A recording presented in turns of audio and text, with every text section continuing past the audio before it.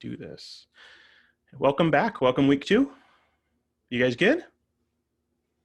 Cool. I feel like I just started filming a TV show. I hit record and I'm like all this energy and it's like, let's get going. Tell me how first week's gone. Just chime in, talk over each other. You'll figure it out. It sucks because I'm a It's been social good, person. busy. But it's Yeah. Oh, no, you go, Angela, you go.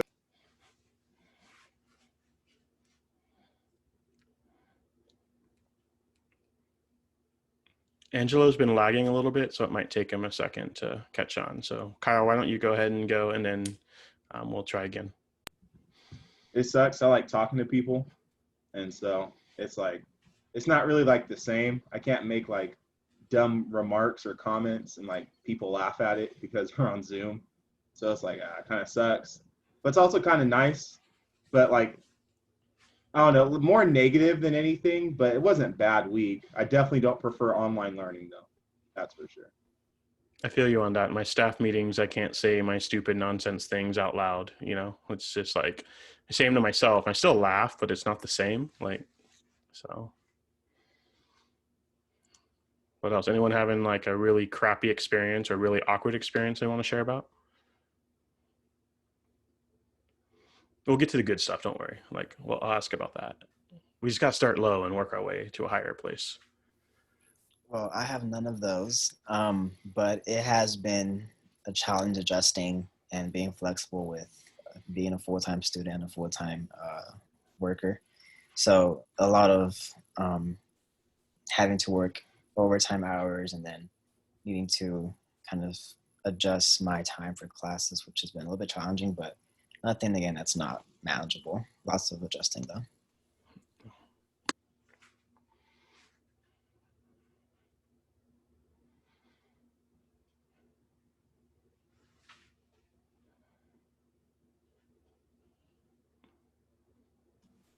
My week's been pretty good for the most part. Yeah, I work about 19 hours at my church and as the service coordinator, and so just like figuring out when I do that work and then when I do schoolwork and stuff. Mm-hmm. But yeah, it's not too bad. Yeah. I'm intrigued that you have a chalkboard behind you. It's my office in the church, so yeah, it's a good place to go when house is busy. So it's nice that I have that option, I guess, which is a blessing. So is that your handwriting on the board behind you? No, somebody just came in my office and started writing, so I don't know whose it is. Yeah, it is skill to write that well on a chalkboard. Seriously, yeah. So, cool. Sorry, I'm checking something going on. What else? Anyone else? What about good stuff? What's gone well?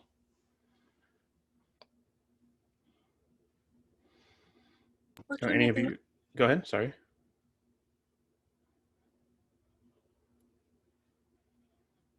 Was I hearing voices? I do that. It's normal, I think. Does anyone love online learning?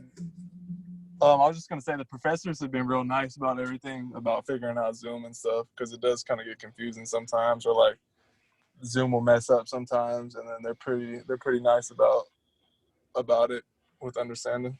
So that's been real nice. Because you have a different Zoom link for each class, right? Yeah, so sometimes it kind of gets confusing, or like you'll try to enter a class and then sometimes that professor will be in another class still, so it's weird sometimes. Is there anything that I could do different in how our Zoom is set up for this class to make it easier for you? I'm not sure if there's anything. Everything's okay? Okay.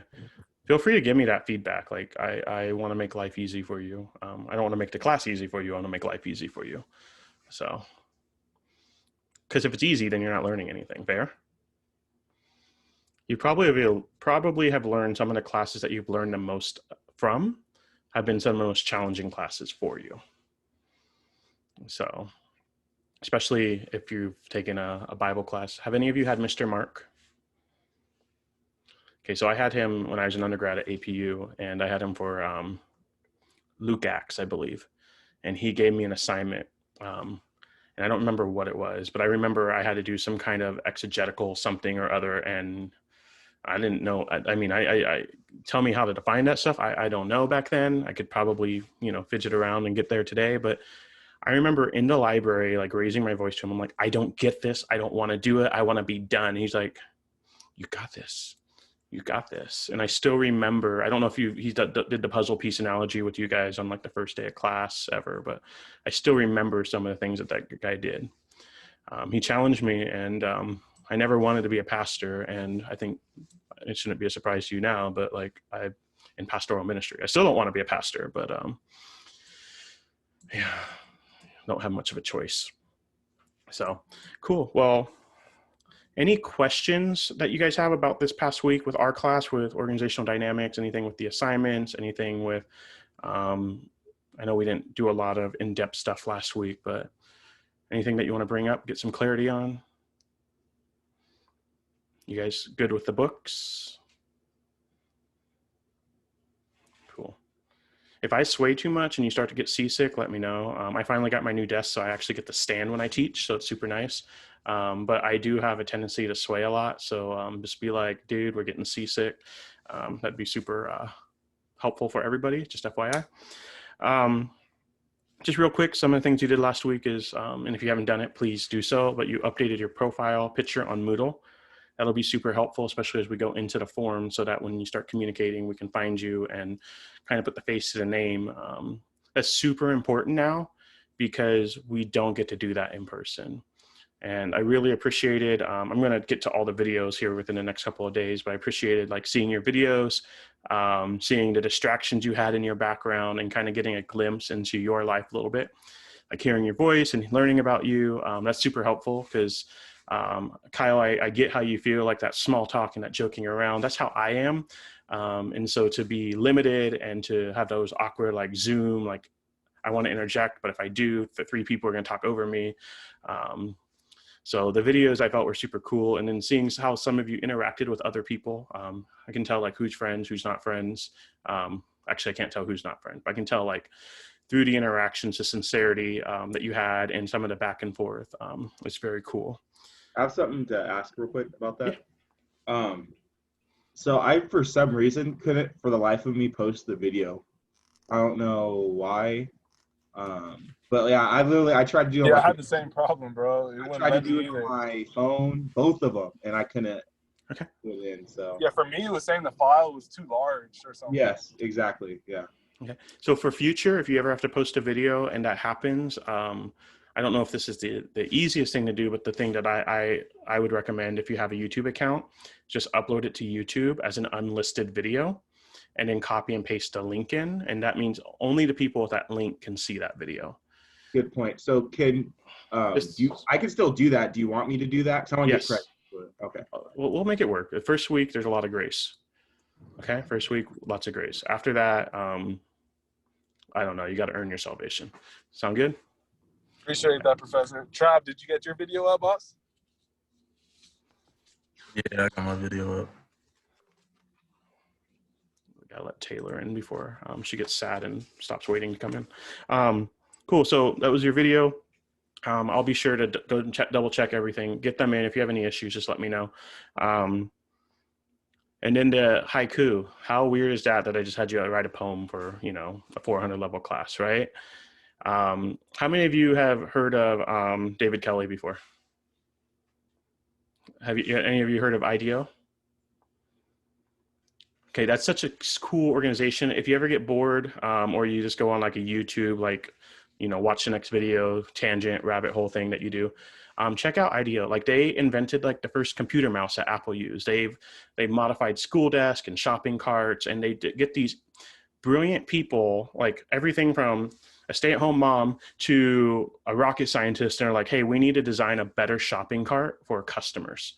And they put them together and they just do these really cool labs. And so he was really good friends with Steve Jobs, obviously. And so that's how I got to know him. I was a super nerdy kid in high school. If you could see my desk right now, you'd probably understand that I haven't grown out of that. But I learned about him then, and his TED Talk I thought was brilliant. And Another TED Talk I really love is by Sir Ken Robinson, and he talks about how public schools kill creativity.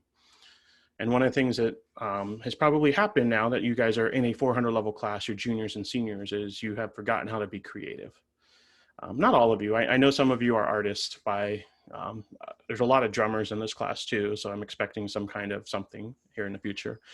But I want you to remember how to be creative. I want you to remember how to tap into that, because I believe what David Kelly said, that we are naturally creative. And so I had you write that haiku on what were you put on earth to do, because I want you to think about that. What is your purpose? What is your calling? But the next step that I want you to do in that is think, how does that translate to me being in an organization? How does that translate to me being a leader for an organization? How does that translate for me being a manager? Because it's one thing to say like, oh, I am created to love God and lead people to God. Okay, but when you're managing a hedge fund, you're going to be like, hey, invest in this mutual fund because this is the true way to salvation, or what are you going to do? Like, how does that work? And so I want you to think about that. That's one of the beautiful things about Life Pacific, is we're not just going to talk about business, and we're not just going to talk about how organizations work, but we're going to talk about how our faith integrates into that. I have a really good friend of mine. He is in a marketing position. I'm hoping to bring him in for a class someday to kind of share and be a guest speaker. But he started working for Metrolink. I'm not sure if you're familiar. It's a commuter train in the Southern California area. There's a station not too far from Life, I think. Not Metro, but Metrolink. This guy, he impresses me because in college, we went to APU together. He started working at McDonald's. And he started working every weekend and every holiday and every summer. He worked at McDonald's and made his way up to manager. And we made fun of him. Dude, you're working at McDonald's. He goes, I am working for one of the largest corporations in the world. And I'm like, okay, I get that. Right out of college, he got an internship, which turned into a job. Then he started working for the second largest, doing communication for the second largest construction project in the United States, became the vice president of that company. Left that company because he disagreed with the way that the president was taking it. Went to another company in a lower position with a higher pay. And now the company he previously worked for just hired his company, specifically wanting him to continue the projects that he was working on for more money. And I bring him up because he's a manager. He's 30 years old. He manages a team of 5 people, several older than him, several younger than him. And he's trying to figure out, how do I manage these people, and how do I be a Christian in this world? He goes, they know I'm Christian, but I can't really openly talk about faith with them. And so what he's tried to do is, before COVID, he'd have a once a month, they just go to coffee and talk about anything in life. And that's just one way he could figure it out, because he's very business, he's very driven, he doesn't mind firing people. He's just like, this is how we do our job, but how do I tie this in? And so he and I have had many conversations of what that looks like. So it's something you're going to have to wrestle with, because your personality is different. Your gifts, your strengths are different. Your position is going to be different. Wearing a little fish symbol on your shirt when you go to work isn't going to mean anything. And sometimes when you work at a church, all you are is around Christians. And you kind of forget what it's like to be around people who aren't Christian. And you might even experience that at Life Pacific. Like when you're on campus, you've got this really cool bubble, this really cool community. But what are you doing to reach out beyond that? And so just want you to think about that. Your haikus were great. I'm going to get to the rest of them here soon and just look at them and kind of just take it in. But I want you to think about, how does that translate? How does what I was put on earth to do, how does that translate to me and my career, or me and my calling? Because I understand that for some of you, career and calling might be a little bit different. Okay. Any questions or thoughts on any of that?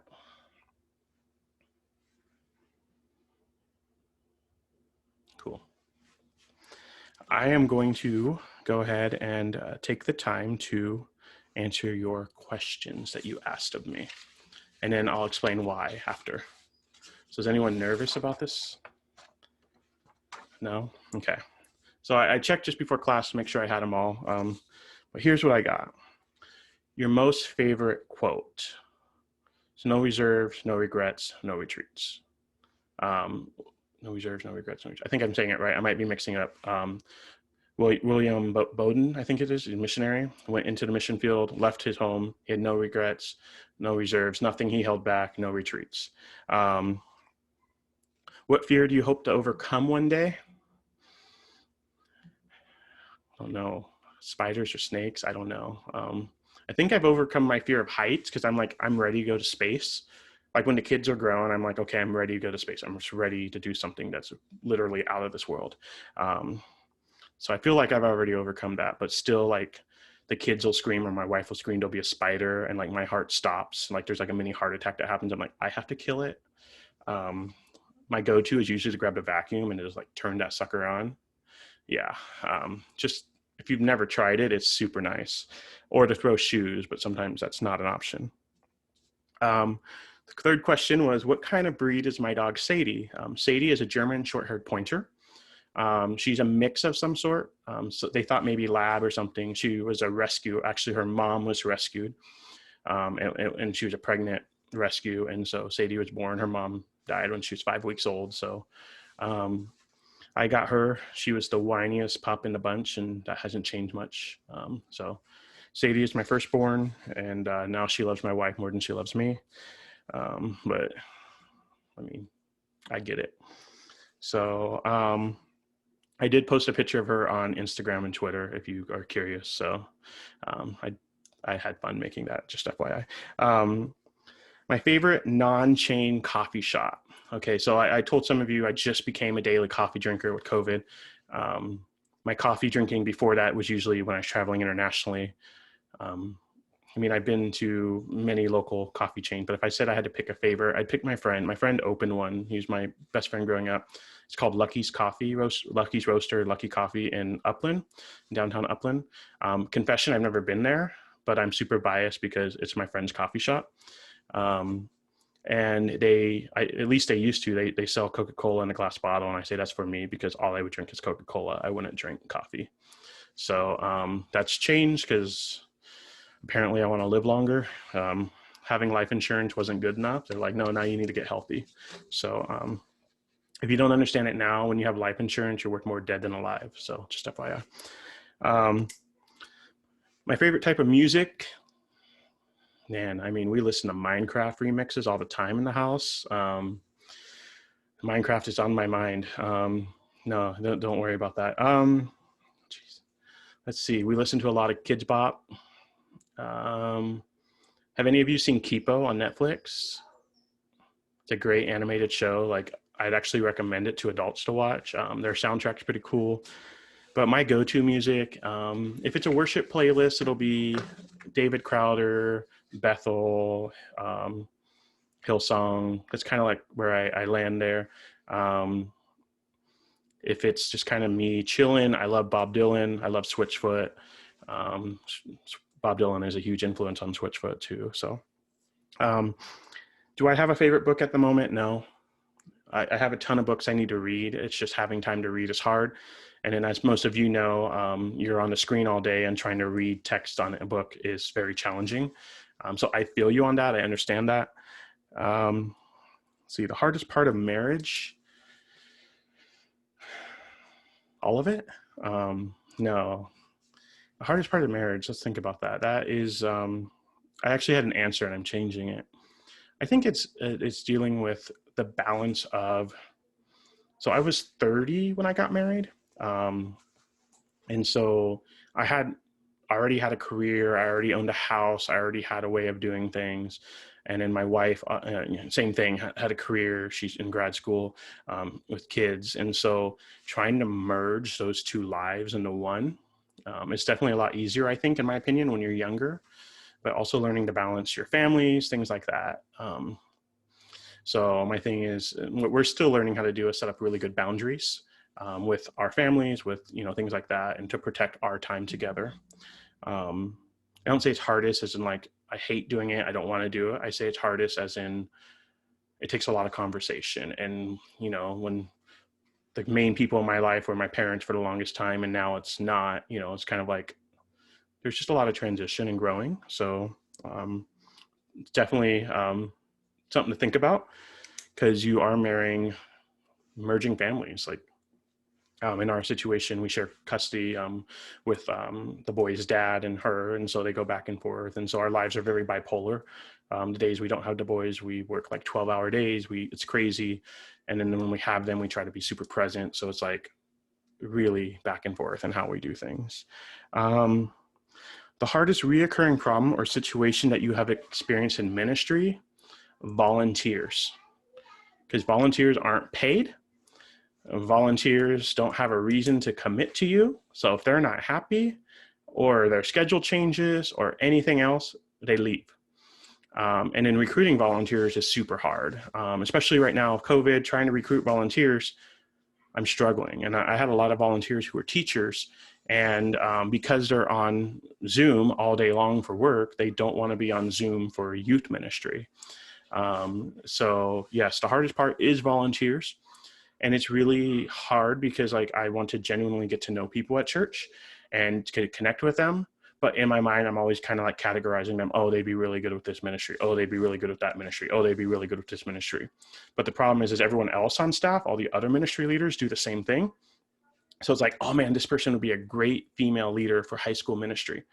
Oh, women's ministry already tapped into her. Like, so you can't spread them too thin. So my favorite kind of flooring, I like hard floor.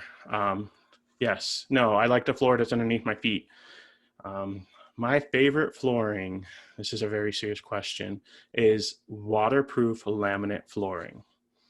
It's a real thing. It's really expensive. It was above my pay grade. So when I put the laminate in that I'm standing on in this room, it's not waterproof, but I like that. I don't like carpet. Carpet gets nasty dirty.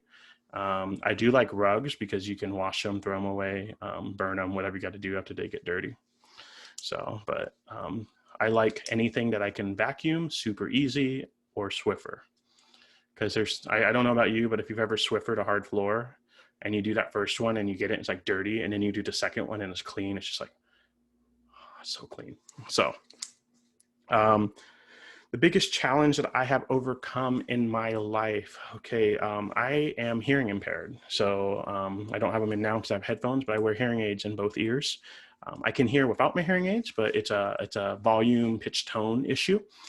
And so growing up in elementary school, they wanted to put me in special education classes. I had to get pulled aside. My parents said no, because special education back then was way different than what it is now.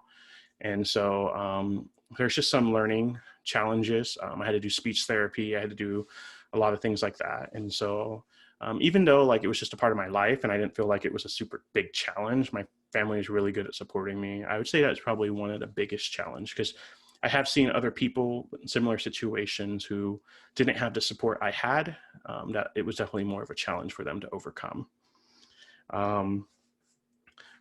What is my favorite NBA basketball team? Whichever one I'm watching play live. I've been to LA Sparks, LA Clippers, and LA Lakers games. I like being at live sporting events. I can get involved in it. I don't like watching sporting events on TV. Usually I'll watch the Super Bowl and usually I'll watch the MLB playoffs, but that's about it. I'm more of I want to go and get the experience, eat the food, hear the crowd, watch the fights, that kind of a person. Yeah, I did say watch the fights. Why did I choose to become a professor? I don't know if I ever chose it. I just kind of loved it.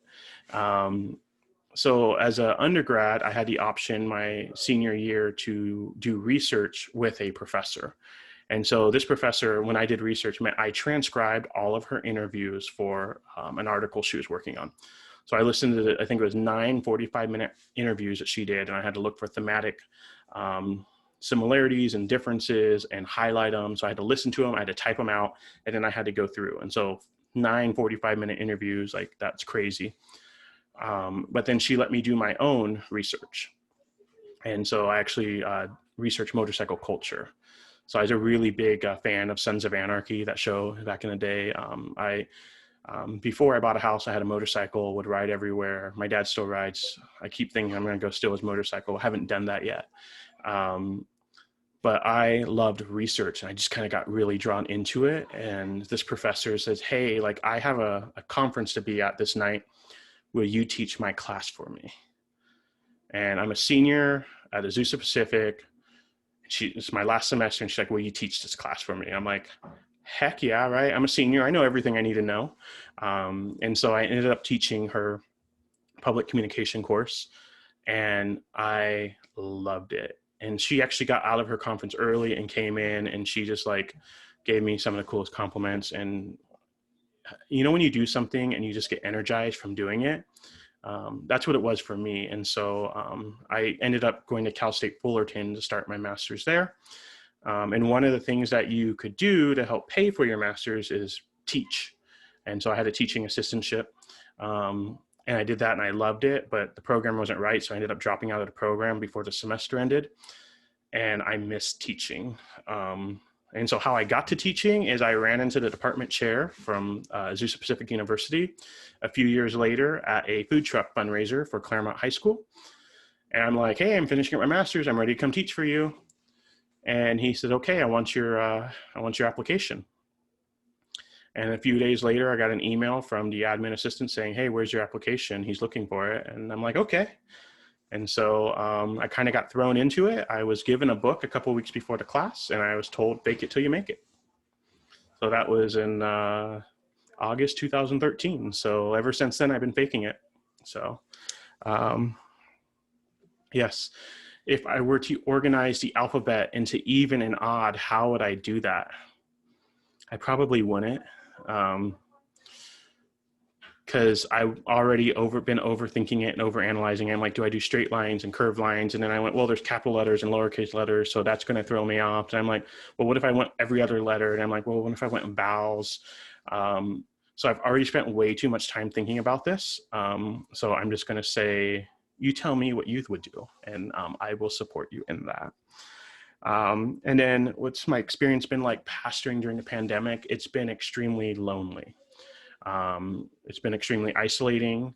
And if you are in a pastoral position, you probably have if you haven't, you will. It is already a very lonely profession, because a lot of times people only come to you with problems, or they come to you when they want you to fix something, or they need something, or they want something. And so in the beginning, trying to be innovative, trying to be fun, and then people just start fading out. And then you just get loaded with problems, and you're checking on people, but they're not checking back in with you. And then you start to think, is this personal? But it's really not personal.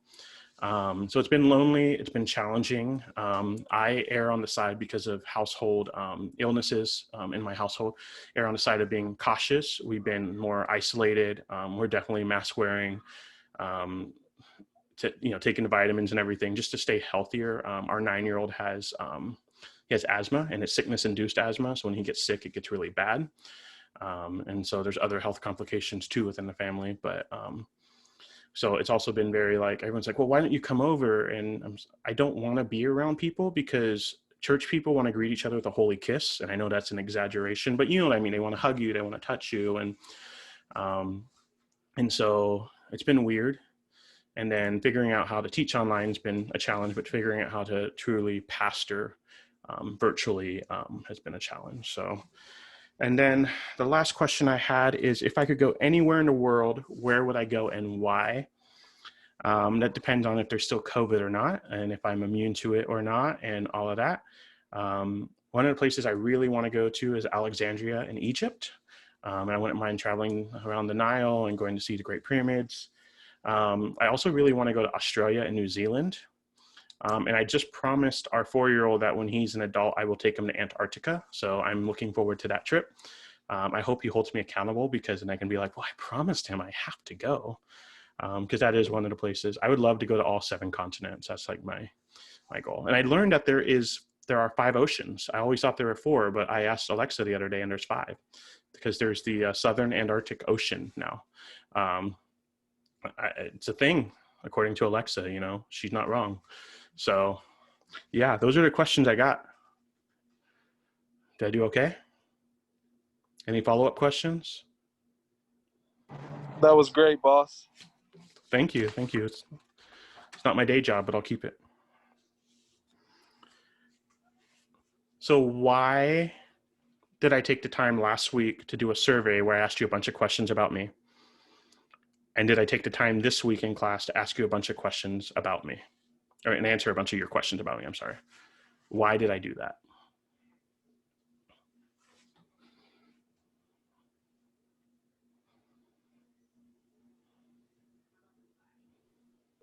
Is it because like you build like organizations or structures off of relationship? Could be, yeah. I'm not going to say yes or no. I just want to hear what you have to say.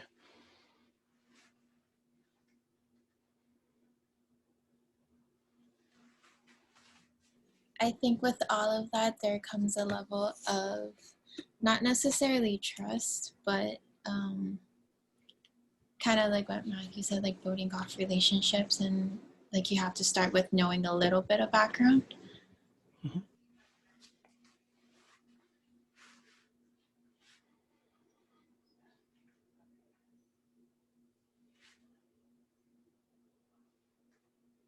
Building relationships with each other since we cannot be in class together, yeah.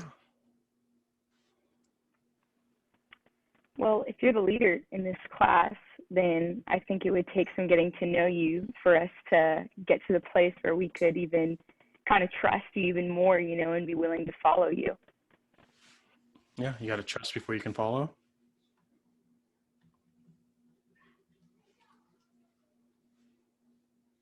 What else?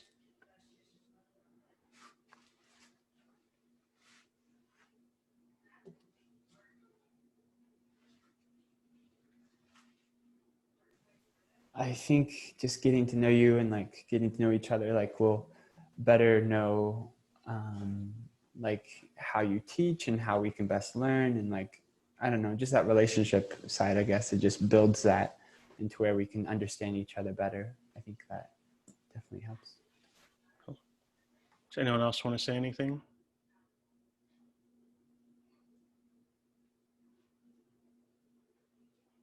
I love awkward silence, but it's a little more awkward on Zoom. So I want to just make sure that I'm not cutting people off or I'm giving you enough time to think. So yeah. So could this class happen if you didn't know much about me? Could I still teach you? Could you still learn from this class? What would be different? Like There'd be no relationship, and we'd just see you as a professor, not like someone that we trust who has a story and that has his own struggles and is going through his own things. And I don't know, I just feel like it would just be like knowledge, not necessarily like actually learning and taking it to heart and, you know, practicing that in our future ministries and stuff. You would just be, you know, oh, this is professor, but now like we see you as a person and get to know more of your story. So I'm going to share the same exact knowledge with you, whether you know me or not. How does it change because you know me more or you whatever? I think it will give you more credibility as a professor, so that we can not only understand the knowledge that you're giving us, but also know that you're not just someone who is speaking like from way out of left field. Like there's more credibility to what you're saying. Okay.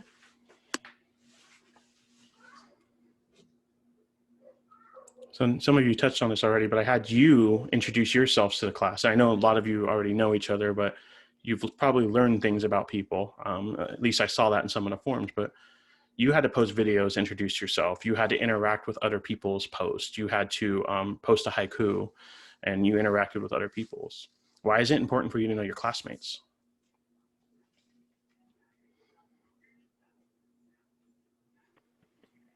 I think it helps to create an atmosphere where it's not just awkwardly going about things, especially on Zoom.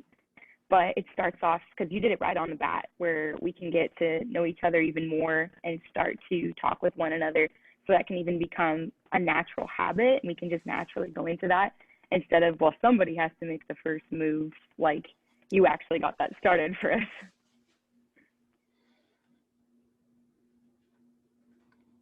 It's like the awkward new student mixer, right?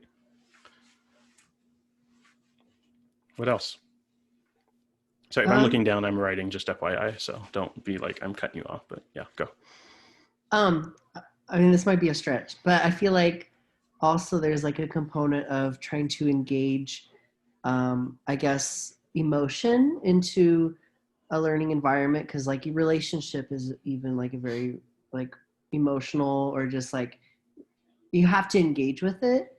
And so by incorporating things that you have to engage with a lot more, that are even more enjoyable, it kind of makes the knowledge and the information more sticky.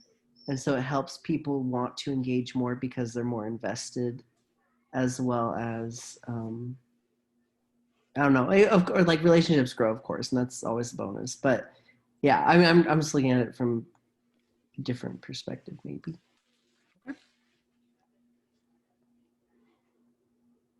What else?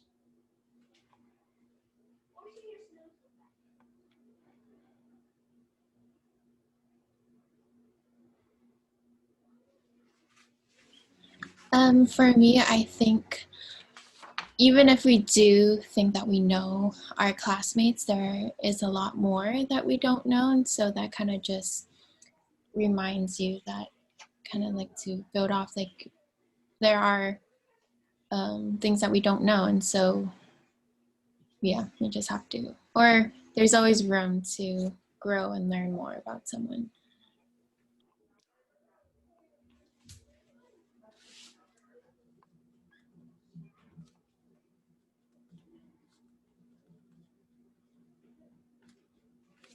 Anything else?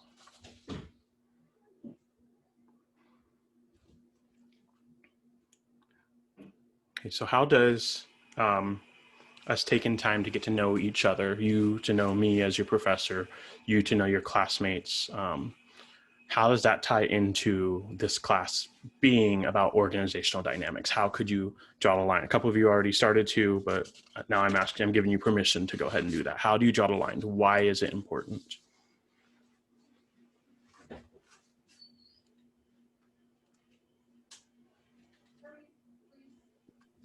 Can you repeat that question one more time? Yeah. So how does the taking the time for you to get to know me going through all your questions, me doing the introductory activity, how does that, and how does you taking the time to post videos and haikus and then respond to everyone, taking the time to get to know each other, how is that, and the importance of that, how does that translate to this class? Why does it work for this class? Why is it something that you could say is important for this class? I would say that since we are dealing with organization, that means that we are dealing with people. And so I think it'd be good to, one, know who we're working with, who we are going to be collaborating with. And so from what we've mentioned, it gives that sense of relationship, credibility within a team, to know who the teammates are and what we can do as a team within an organization to meet our goal and our purposes. So I think that's how it ties in.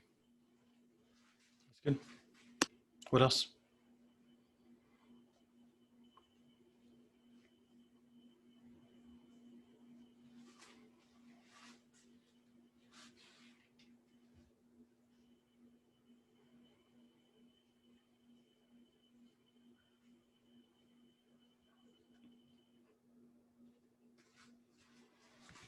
You repeat the question.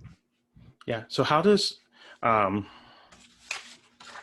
taking the time to get to know one another, how does that tie into the premise of this class, organizational dynamics? I feel like just knowing people, like like because organizational dynamics, like if you're working at somewhere where like you're in a group project, you guys are all trying to figure out like who goes where, like in the simplest like class terms, if you're trying to figure out who does what, or who goes where, like if we're doing if me and Matthew were in a group, I'd be like, oh, Matthew's like so good at the piano, it's actually stupid. So if anything was to do with the piano, he would take care of it. Like, and that's like layman's terms, but like I hope my idea gets across. It's like, you know, the people, you know them and stuff like that. Like if you need a great drummer, Atalia is the girl you hit up 10 times out of 10. She knows what's up. So if you need someone, hit her up and she got you, kind of deal. Or apparently a beatboxer. But there's like 17 drummers in this class of 10 people, so It happens.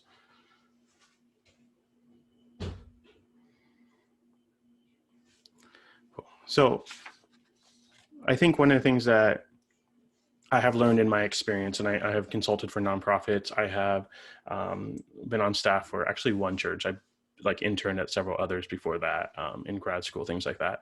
I've worked for the YMCA. I've worked for 2 universities. I'm very relationship oriented, and getting to know people helps you. Yes, and the words that you guys use, it helps you to build trust. And if you don't trust someone, especially your supervisor, why would you want to follow them? And I mean, you see people, especially probably in the church setting, that there are some churches that you're aware of. If the pastor told everyone, hey, go shave your head and paint your dog purple, they would do that without anything else, right?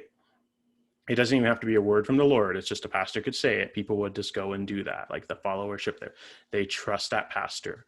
They believe that pastor. They want to do whatever that pastor says. And so in an organization, you have to be able to trust your leader, your supervisor. If you are the supervisor, the people, your volunteers, your employees, whoever it is underneath you, they have to trust you.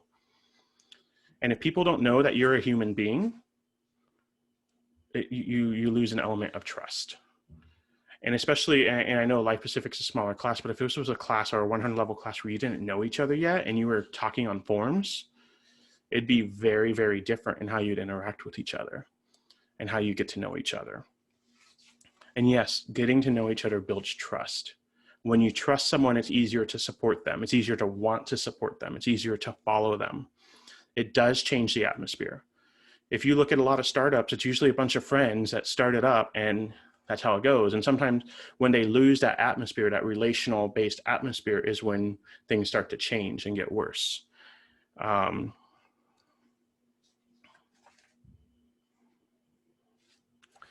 So I want you to keep that in mind. We're going to do some group projects this semester, but also for those of you at work, think about the people who do work. Think about the people you interact with. Have you ever worked for a boss that you strongly disliked? Have you ever worked for a boss that you were just like, it's a mentor to you, or just someone that you look up to? I had a boss like that, and that's the reason I went into church ministry after saying I never go to do church ministry again. Someone who believed in me, someone who made it easy for me to trust, someone I still turn to today when I don't know what to do. And that person hasn't been my boss in several years.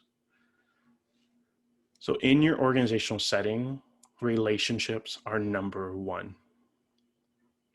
No matter, we're going to talk about, in the coming weeks, we're going to talk about the different frames of organizations. But what you need to know is, if you don't value relationships with your supervisors, with your employees, with anyone who makes up your organization, you're going to struggle to work through these frames.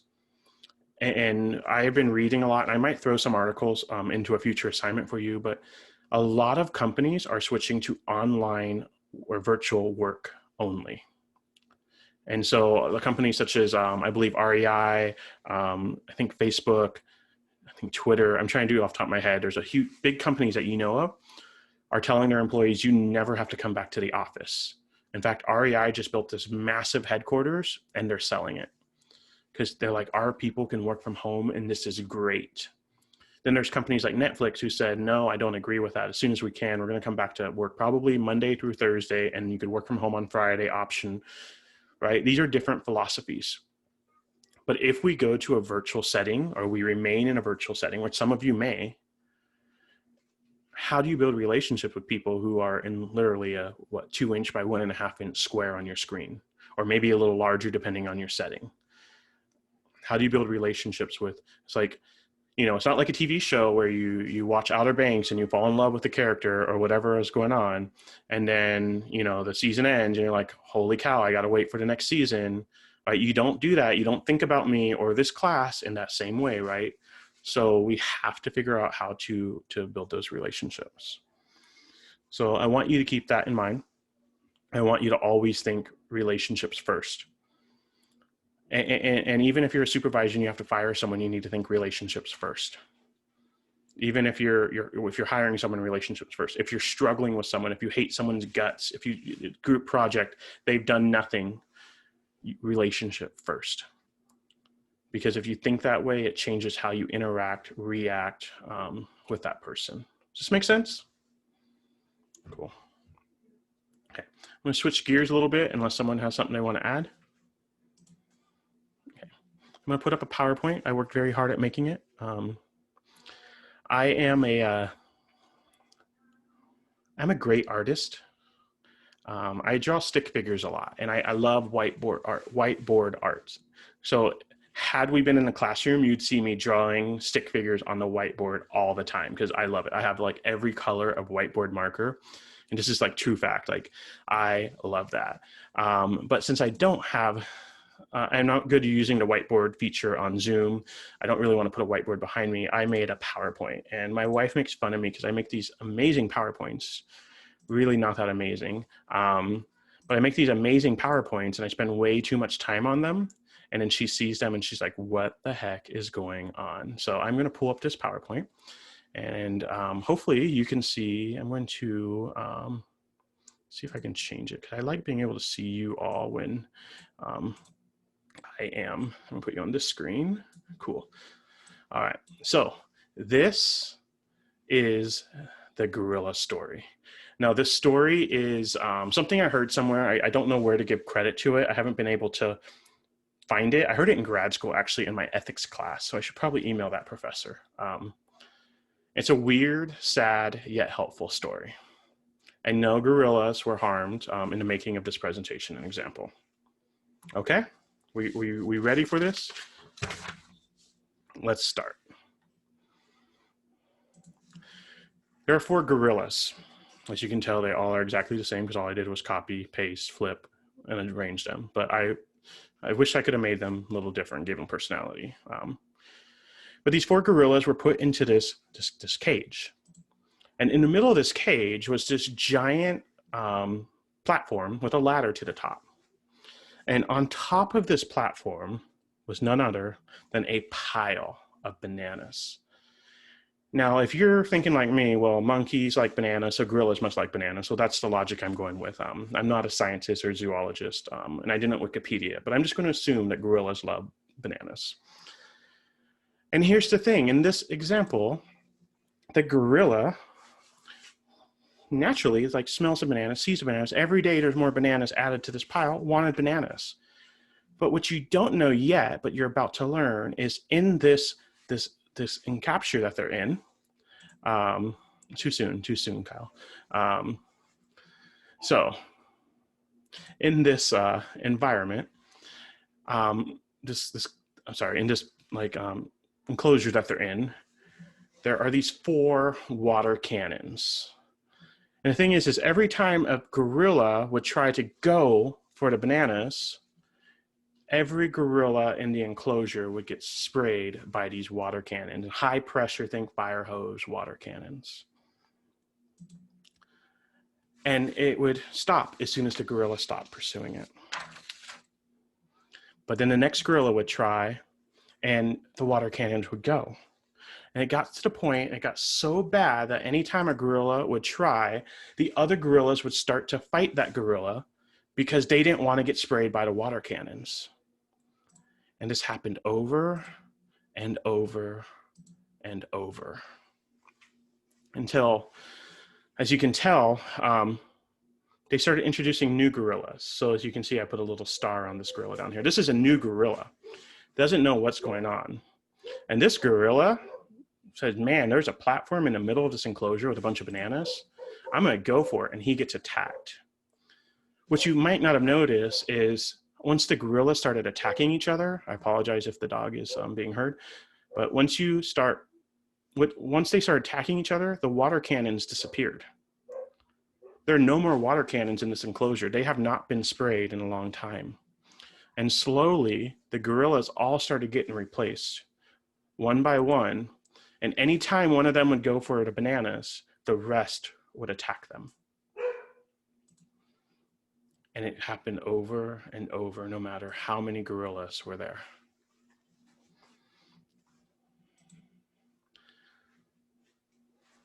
What did you learn? Besides, I'm amazing at PowerPoints. That's obvious.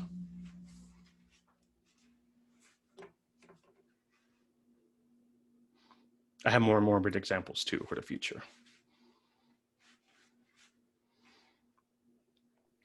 They never got the bananas. They never got the bananas.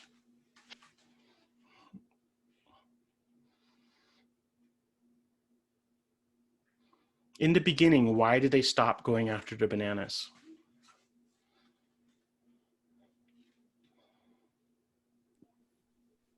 Because they were getting squirted by water. Yeah, and it was probably unpleasant, right? What else? Why? They'd get beat up. Well, that was after, right? They started getting sick and tired of getting squirted by the water cannons. That they didn't like being wet, maybe cold, uncomfortable, maybe it hurt. To where when someone would try to go for those bananas, they'd be like, heck no, you ain't going up there. We are not going to take this anymore. Right? So the new gorilla gets introduced. There's no water cannons. What happens?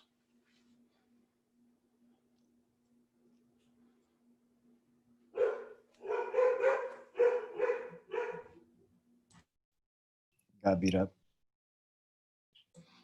So what does that new gorilla start to think? That anytime they try to approach the bananas, they will get beat up. Do they know So- why? No, they don't. Because at that point, I believe the cannon stopped squirting, right? Mm-hmm. And so all the gorilla knows is if I go up, I get beat up.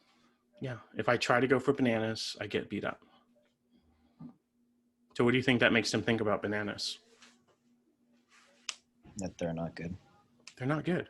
Man, they look good. They smell good. They put new ones there all the time. There's always bananas. Every time I go for them, everyone beats me up. I don't want to get beat up anymore. So I'm going to give up. And they eventually just learn to live that way. The reality is there's no water cannons. If they go up the ladder, they get bananas, right? So why would I tell you such a morbid, sick, gross story besides revealing my personality to you?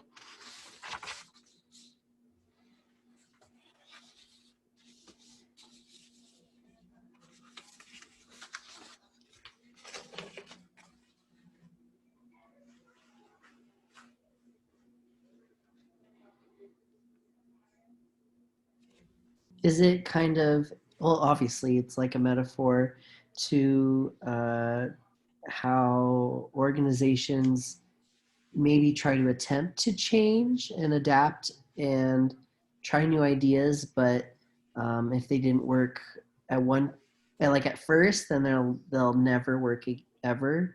But you know, things aren't always the same, and so things do work later on with new people as times change and as circumstances change. And so it's just kind of like, of course, a metaphor to illustrate that we will interact with people who have experienced disappointment in going a certain direction, and we might feel like we want to go that direction, or or it needs to, but we will get a lot of pushback, possibly. Yeah, that was good. What else could it be? I'm not saying you're right or wrong. I'm just trying to get other people to chime in.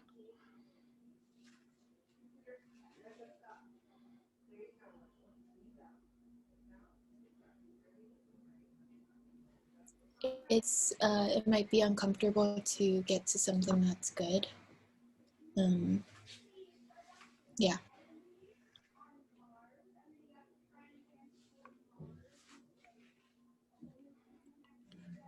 One of the most difficult, challenging, and annoying things that I have ever dealt with in an organization, and I know many people deal with, is organizations that do things the way they've always done them. And you ask them why, and they have no clue why. Why do you keep doing this? Why do you keep beating up gorillas that are trying to get bananas from the platform? Well, that's what happened to me. Well, why did it happen to you? Because that's what happened to everyone who's around me. Well, why did it happen to them? Because that's what happened to their, the people before them. Well, why did that happen? Nobody knows that there used to be water cannons that sprayed the gorillas when they tried to go for the bananas. So something happened, something uncomfortable, something unpleasant happened in the situation, and it conditioned the gorillas to stop pursuing the thing they wanted. And not only did it condition them to stop pursuing it, it conditioned them to turn against each other. And so you go down, we went 3 different shades of gorilla, right? We went gorilla without a star, we went gorilla with like a blue-green star, and a gorilla with like a reddish tinted star. I don't know my colors, I'm terrible with them. So, but all of a sudden you go 3 generations of gorillas, they have no clue why you can't go for the bananas other than if I go for the bananas, I get attacked. And honestly, that's enough reason to not pursue something. If you are going to attack me, it might not be a physical attack, but if you're going to belittle me, if you're going to dismiss me, if you're going to tell me I'm young and naive, why do I want to keep pursuing those bananas? Does this make sense? Have any of you experienced this before?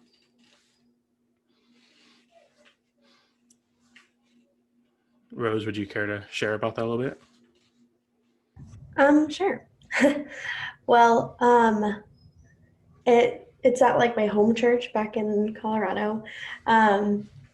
I was serving in like the children's ministry, and I don't remember what we were doing, but we were doing something, and I was trained on how to do it, but the adults were like, "What are you doing? Why are you doing that?" And I was like maybe 15, like 5 years ago. So they just like are like, some high school kid does not know what she's doing at all. And but I like was trained to do it by the pastor who was like the head of it, like the children's pastor. And they were like, "What are you doing? What are you doing? Why are you doing that?" And like literally like basically the same, like getting attacked basically. And I was like, "Oh my gosh, sorry." So then I started to yell at some other girl who was sent by the pastor. And I was like, "Why are you doing that? Like, you shouldn't be doing that." And then the pastor came down and was like, "Why didn't you do what I asked you to do?" And I was like, "I was getting yelled at." Yeah. And it gets to be uncomfortable, and it gets to be confusing because you're like, I know what I'm supposed to do. I was hired, or I was appointed to be in this position. Like, so I was given the authority, yet this is coming in and it's undermining me, or this is preventing me from doing that. Anyone else have an experience that they can tie in with this?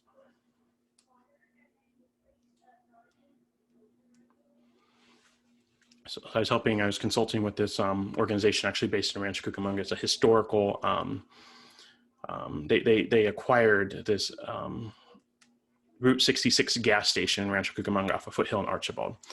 And this organization, I learned about them. I had just finished my master's, or I was in the process of finishing my master's. I'm like, I'm going to go help them. And I'm like, "Hey, I'm here to help you." And they're like, "What?" I said, no. Like, listen, I'm working my master's. It's in nonprofit management leadership. I love Route 66. I love motorcycles. Like, this is my jam. And so I got to know them. They're like, "Okay, what do you want to do?" I said, "I want to get you known." And they're like, "Okay." And so I felt like, oh, you're the kid. We'll just let you, okay, you want to set up social media. You want to run that. Okay, great. So I set up them on Twitter and Facebook and Instagram and started doing all that, right? Because when the majority of the group is 65 and older, that kind of falls on me. And so I set them up. And then I said, you know what, like, we need to have so we wanted to have a ribbon cutting ceremony. Like when they start something, they cut the ribbon. And this is where it's really good to know law, Kyle. In the city of Rancho Cucamonga, to have a ribbon cutting ceremony, you have to pay for special fees and licensing. But if you have a restoration kickoff celebration, which is essentially the same thing, but the name isn't ribbon cutting, you can do all the same things and not pay anything. And so then I went ahead and I said, okay, we're going to have a restoration kickoff celebration. And in the parking lot next to them was a florist and a locksmith. And so I said, okay, on the day of the event, we're going to make these signs. We're going to put them in their parking lot because we don't want people to park in their parking lot. There's not a lot of parking here, right? And so we want to show our neighbors that we care about them, that we care about the relationship we have. We're neighbors. And so we put these signs up. Well, the day of the event, the florist, who had only given scowls and evil looks to us, said, you know we're here. You think about us. We so appreciate this. They made us a bouquet of flowers with Route 66 stuff on that we put on the table with all of the stuff for people to see. So there's a bridge built, right? I also, through social media, reached out to the mayor pro tem, every council member in the city of Rancho Cucamonga. I reached out to the newspaper, and across the street from this historic gas station is a historic building that has a liquor store and a deli attached. And the deli is pretty bomb, right? And we set our restoration kickoff celebration to happen, I think at 1:30. I don't know why we chose that. But the reason, I think part of the reason is we're like, well, just the time of day and how things would work. But the reason I bring up the deli is across the street, the deli is this big lot where all these cars could park, and then they can do the crosswalk. But when I started promoting it, I encouraged people, go eat lunch at the deli. Go eat lunch at the deli. Go eat lunch at the deli. Because in my mind, if you're going to park in their parking lot, go support them. It's a small business. It's a historic Route 66 building. Support them.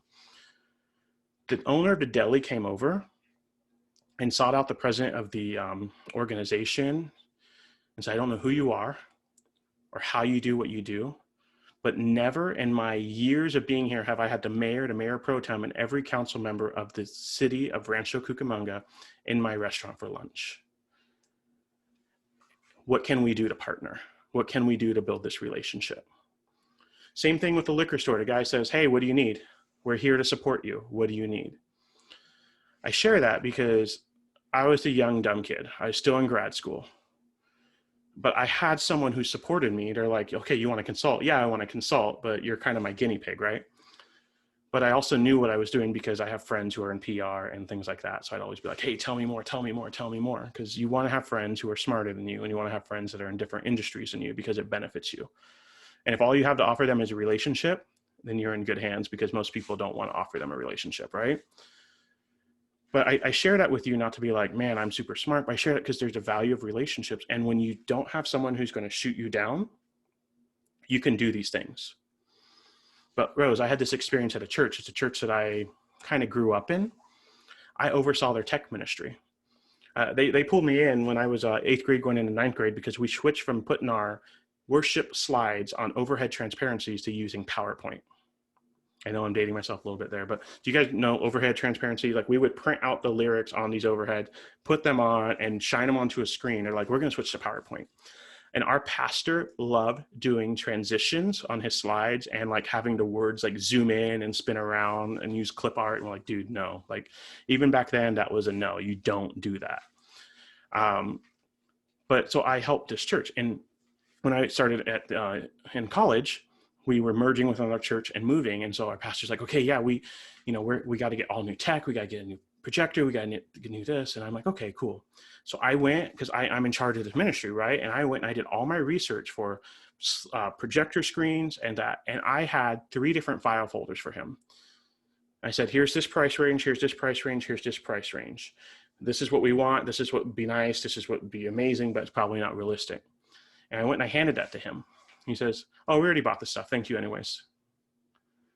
I'm like, well, you wanted me to do that, but now you're telling me that you didn't care. He goes, oh no, we had this other guy come in and tell us what we needed. So then I started to, I'm a natural, I like building relationships. I like building connections. I'd run the lights and I'd run the computer and I'd help with sound. Again, I'm hearing impaired, so me running sound isn't the greatest thing in the world, right? But I know how to do sound because there's a lot of times the sound technician wouldn't show up and I'd have to do it. And so if you told me, hey, this is what I need you to adjust, I could adjust that. And I could adjust small things in there, but if you want me to get into the nitty gritty of the balancing and all that, I ain't going to do that well. But it's like, okay, I'm tired of being here every Sunday. I'm tired of being here for every special event. I want to train other people. And our pastor said, no, you're the only one I trust to do it. You're the one who needs to do it. And I said, I'm tired of being here every Sunday. I can't keep doing this. No, I don't want anyone else back there. So I just, started being myself and I started training other people how to do it. But I didn't train them how to do it so I'd have a team. I trained them how to do it so I could get the hell out of there. And yeah, I just said it that way. And I left that church and I haven't been back because that was abuse. And there's a lot more that went on with my family. My parents eventually left too. But that's an example of an organization that, like, you try to reach, you try to grow, you try to do something, and they tell you no, no, no, because They didn't want anyone else in there because other people have screwed it up before, because other people have made mistakes, and they wouldn't take a risk in letting things grow. And I'll tell you, as a pastor, I've had leaders, I've had interns, I've had volunteers that I've taken risk on, however you want to say it. Some who have really surprised me. Some who I'm like, why did I even think about hiring them or bringing them on? One leader, he started driving around with open alcoholic containers after youth events. He started stealing things from campus and not returning them. He wouldn't have conversations with us, and so we dismissed him. And I got a Facebook message. He goes, I hear you don't trust me anymore. I said, hey, I think we should have a conversation face to face. It's been about 5 years. I'm still waiting to have that conversation. So you deal with all sorts of crazy, you deal with all sorts of problems. And there are people that I've been told not to work with because other people have had problems with them in the past. If you tell me that, I'm more likely to be like, really, what is the problem? Is the problem them or is the problem you? And so what I'm trying to get to you with this example is, don't do things the way they've always been done because you've been told. Test it. Test it. Ask questions. Ask why. And if you can't get an answer why, there's a problem. Ask why. Why, Pastor, do we do things this way? Why haven't we tried doing this? Why can't we try this way? And if they won't tell you why, you can say, what's the risk? What do we have to lose? If we try this, what do we have to lose? If we try that, what do we have to lose? So, any thoughts or questions on this? I kind of went on a rant, but yeah. None of that's in my notes. No, I agree with you. I think you talked about I literally was just talking to someone about this. I can't remember who or when, but they were talking like having a bad experience with a person and the other person being with them, and it was a good experience. But like, I think even then, like the scales are leaning to like wanting to be better because you already have this mindset of a negative person, right? And so then you're in the mindset of like, oh, let's make this good. And so like maybe you can overcompensate. Like you're overcompensating because you want to make it good because you know previous experiences were bad, instead of like coming at it like how you naturally would. I don't know if this makes sense, but it's like how I'm thinking about it. So it's like you see someone in it, like you get told of someone in a negative light. So then like, okay, I want to try to see them positive. So it's like maybe you can like overlook the negative things, or you're already coming at a mindset like, okay, this person or whatever situation is bad, I'm gonna make it good. Like changes your mindset already in the opposite direction going forward from here. I don't know if that's a good thing or bad thing, but that's like what I've noticed. So yeah, I don't know if that makes sense. Yeah, it makes sense. And you're going to have to learn your own way of dealing and your own way of deciphering. Like you said, Kyle, you said you wanted to manage hedge funds, right? So for a lot of what you do, you can actually look at paper. You can look at the patterns. You can look at what's happening, and you can look and kind of predict, this is why people made these decisions. This is how they made these decisions, right? Because you can look at trends, you can look at projections, things like that. But when it comes to the relationship side, that's harder. So what else?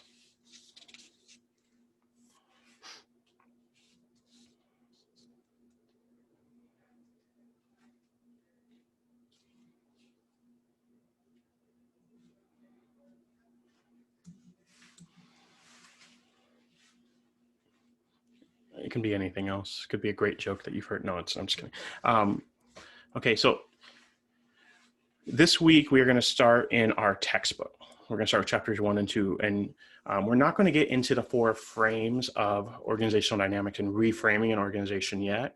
So I'm going to hold off. You are going to watch a video that will touch base on it. It is from the authors of the textbook. Okay, so pet peeve, just because you own the car dealership, just because you're the president of the organization, just because you're the author of the textbook, does not mean that you should be in the video. Fair?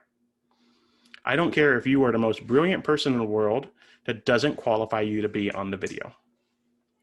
And never, if you are being filmed, sitting in a rocking chair, because all it is you going like this. You'll understand shortly.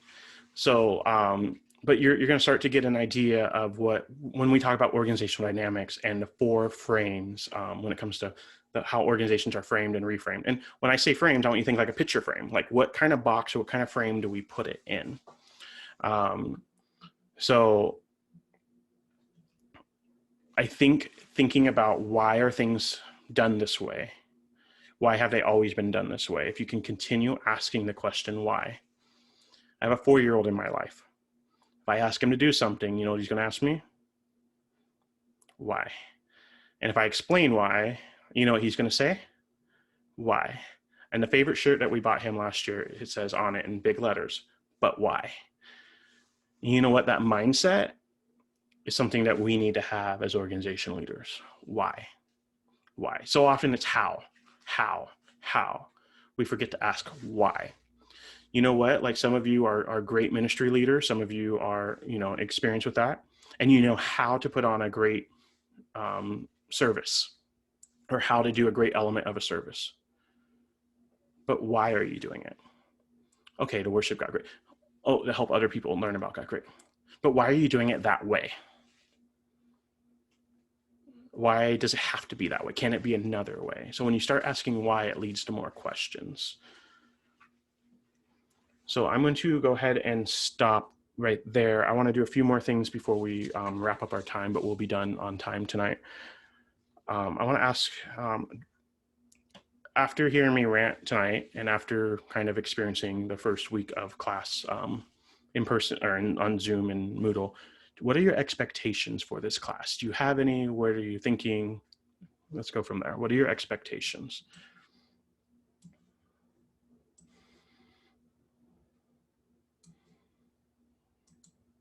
Other than you want to pass so you can graduate, like you're expecting you're going to pass. Yeah, that's important. I hope you all expect to pass because that makes my life easier if you're driven.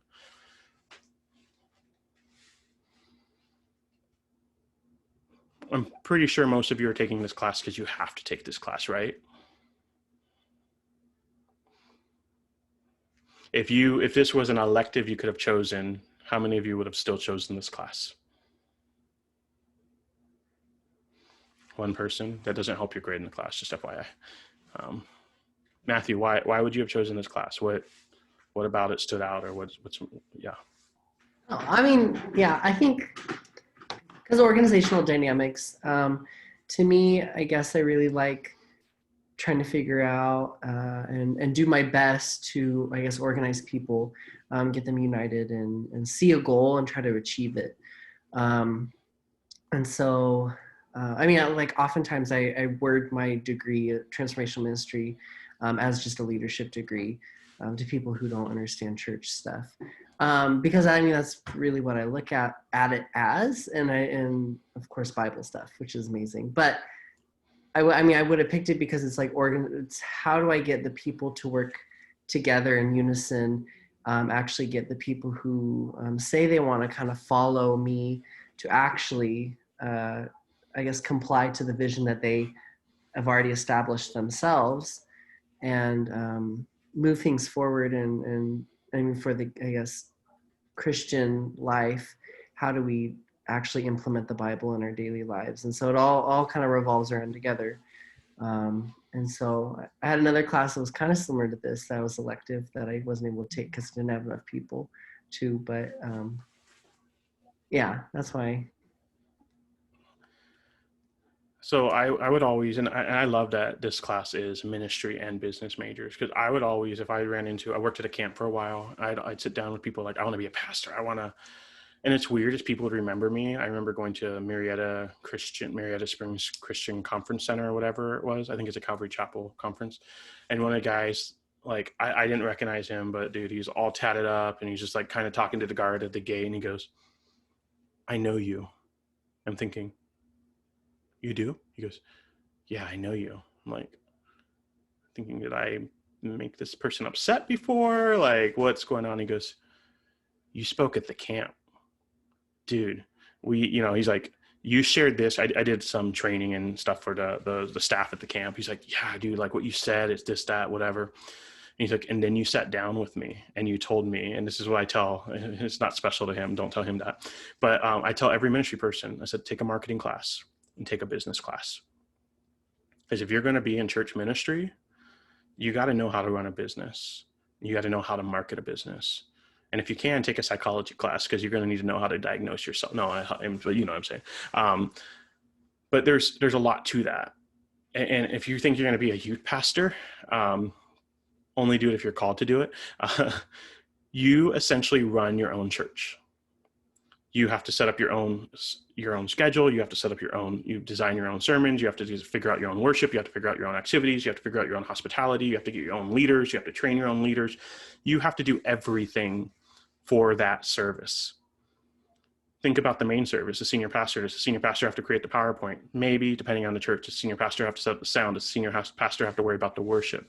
It's very different. So that's my rant. Don't be a youth pastor unless you're absolutely called. Don't go to church ministry unless you're absolutely called, because it ain't worth the pay. So, okay. Let me go ahead and let you know. And I'm trying to figure out the balance with Moodle. I think I'm going to start making it live before class, but just so some of you I know want to work ahead and see what's ahead, especially as you plan your weeks out. So I did make it live today. I think if I can, I'll try to do it like Sunday or Mondays just to help you out. But here's what you can expect for this week. I'll put the recording up as soon as I can. So if you want to tap into it and check it out, no making memes of me and the faces I make though. So let me go to week 2. I don't know how you see it. Like, I don't know if can you toggle with the weeks on our class, or does it just all show up when it's posted? I don't see it week by week. You don't see it week by week? It just all shows up, yeah. Oh, I'm so sorry. So I am trying to figure out how to organize it better for you. So, because I have it set up, and I don't know if you can, but I have it set up where I can toggle. I can shut the weeks down and on. So let me show you how I have it. Let me just make this larger so you don't have to see everything else. So let me go desktop 2. All right, that's weird. So can you see my screen? Can you see Moodle? So the way I have it set up, I can toggle in and out. So I wish I could figure out how to communicate that for you. But this is week 1. What I started doing is what I was trying to say is I started putting like week 1 start here. So hopefully that helps if you see it as one screen. So here's what you have for the week. Obviously this is still hidden from you because I don't have the Zoom to post. So I'm going to start, and I told you this last week, I'm going to start reading a book to you. I didn't start that book yet. So there's an audio recording. It's 7 minutes from a book called Second Innocence. And it's the first chapter. It's called Most of Life is Rowing. And I want you to listen to it. 7 minutes. It's my first like podcast. So you music people who have good hearing, don't make fun of me because I try to put music in the background because sometimes that helps. If you have feedback, I am willing to take it. If you have links to better free, royalty-free music that I can use, I will take it. But I just want you to listen to it. Seriously, just hit listen. It's 7 minutes. You don't need to take notes. The reason I'm doing this is, one, I think it's a valuable lesson. I love metaphors. I love similes. I love any kind of visual imagery, especially in storytelling. Also, when we get to your passion project, which I will talk to you more about in a week or 2, this is something that could help guide your passion project. It is in your syllabus if you wanted to refer back to it. But starting next week, I will be reading to you I think next week's 2 chapters, but it'll be a chapter a week after that from the book, The Fred Factor. I think there's something about, like, I don't want you to pay for another book. I don't want you to have to read another book because you're looking at a screen a lot. But I also think there's something about hearing it. And then I'm also testing something about connection with professor students by it being my voice versus someone else's. So you can let me know if that's, I know that's touching your heart, Matthew. But again, I'm experimenting. I like experimenting. I don't mind failing, not like failing students, but like failing at what I'm trying to do. So that's the first thing. Then you're going to have 2 chapters to read from your main textbook. So chapter 1 is going to be an activity that you're going to do. I'm afraid to click it because I don't know exactly what you're going to see. But you're going to Oh, I'm sorry. So you're going to read chapter 1. After you're done with chapter 1, there's a short, I think it's 7-minute video from the authors of the textbook, the one that I was kind of telling you about. I want you to watch that. And then there's two series of questions that you want to answer. They're not super deep, think about them questions, but they're going to make you think. So simply on a document or whatever, I want you to write, you can start the question out, it says ... and just add on to that statement. And then when you're done with these series of statements, actually, I think I can show you without you seeing too much. Yeah. So you're going to see it says complete the following statements here.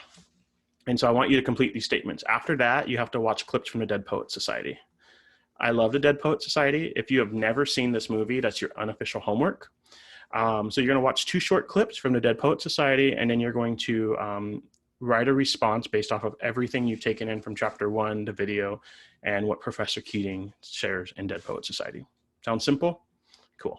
I also went over this a little bit in the weekly preview. So if you don't want to watch this, I'm just trying to make sure that you hear it as many times as you need to.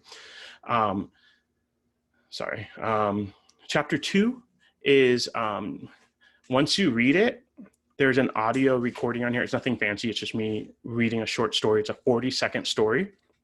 I want you to listen to the story as many times as you need to. And if you want to take notes, you can. You don't need to. Listen to this 40-second story as many times as you need to. And when you think you understand the story, there's a link to a survey that you'll click. Click it and answer the survey. It's a 10-question survey. It's true, false, unknown. And I just want you to answer. It's not you're not going to fail it because you didn't get the right answers. It's not graded in that way. It's a credit, no credit type assignment. So listen to the story as many times as you need to, and then answer the question. Don't look at the questions before you listen to the story. Okay, it's part of the exercise. So those will be due before class next week. It's important that you do this before class next week because we're going to touch base on this next week. For your class equivalent assignment, because we only meet half time, I'm going to ask you to do the Stanford Prison Experiment form. Have any of you heard of the Stanford Prison Experiment? It is one of the most famous experiments, and many people won't even call it experiment. They'll call it a demonstration, where Stanford literally set up a prison in the basement of one of their halls and tried to stimulate a prison and see how long it takes for people to break and lose their identity. My wife and I actually yesterday, we watched, they did a movie, and we rented it on Amazon. So if you're intrigued, it was actually really good. But I encourage you to watch it, rent it if you are able to, but they made a movie based off the documentary. And it is so, like, some of the scenes are exact in how they do it. So you're going to watch, it's a 29-minute documentary, and then you're going to respond. Your response, your original post for that is due by 11:59 p.m. on Sunday. Then you're going to be randomly assigned into a group, and by class on Tuesday, you need to respond to everyone in your group. Sound good? I'm trying some different things. Yes, Kyle. We've watched the Stanford Prison Experiment movie. We have to watch the documentary or no? I would encourage you to, because there's just some different interviews and perspective on it. Because the movie was designed to entertain, where the documentary is more to talk about it and analyze it. Oh, okay, yeah. So, sure. Yeah. So I encourage you to do that. It is heavy. It can be disturbing, but I wouldn't give it to you if I didn't think it wasn't worth it. Okay.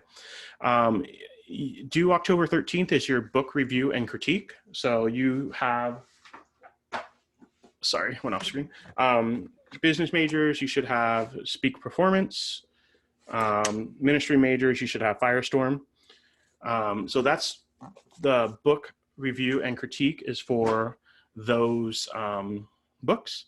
So I am not going to tell you, hey, you need to read chapter 1, read chapter 2. I will remind you to keep reading your books, but you essentially have a month to read this book and to complete this book review and critique. And please, please, please read. I would read the assignment description before you even open the book if you haven't, started reading it. I want you to know exactly what you're looking for.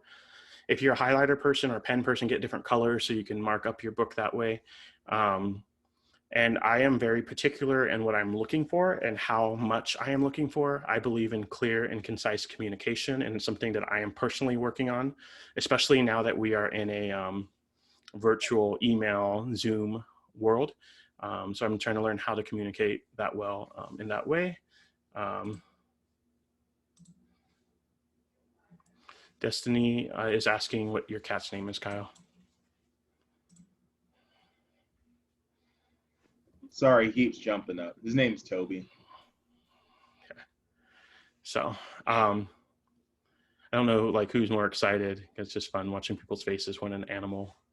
In my class at APU, like I felt like it was show and tell for dogs last week. So that is due the 13th, but due on Monday, one more assignment is the Enneagram assessment.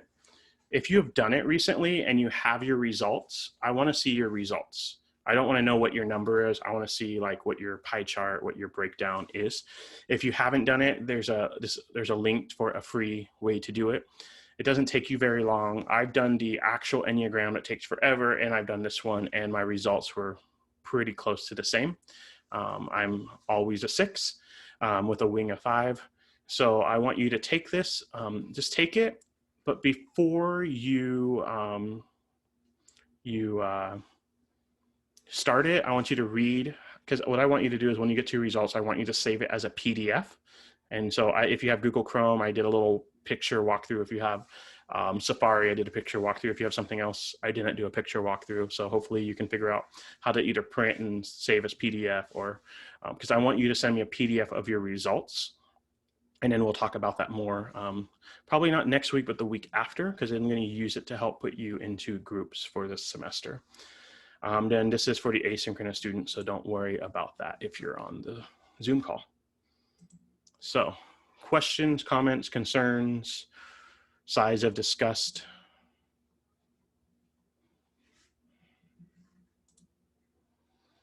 Okay, you guys feeling good? Did I completely overwhelm you with your to-do list? Okay.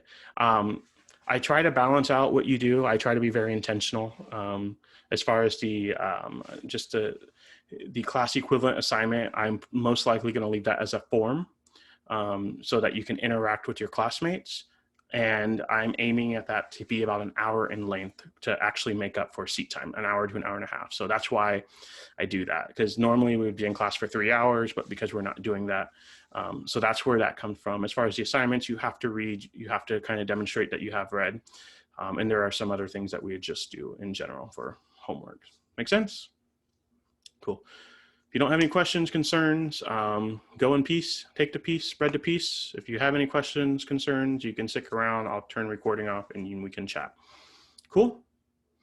All right, email me, text me if you have questions. Have a good week. And I'm looking forward to seeing your posts and your assignments when you submit them. Thank you.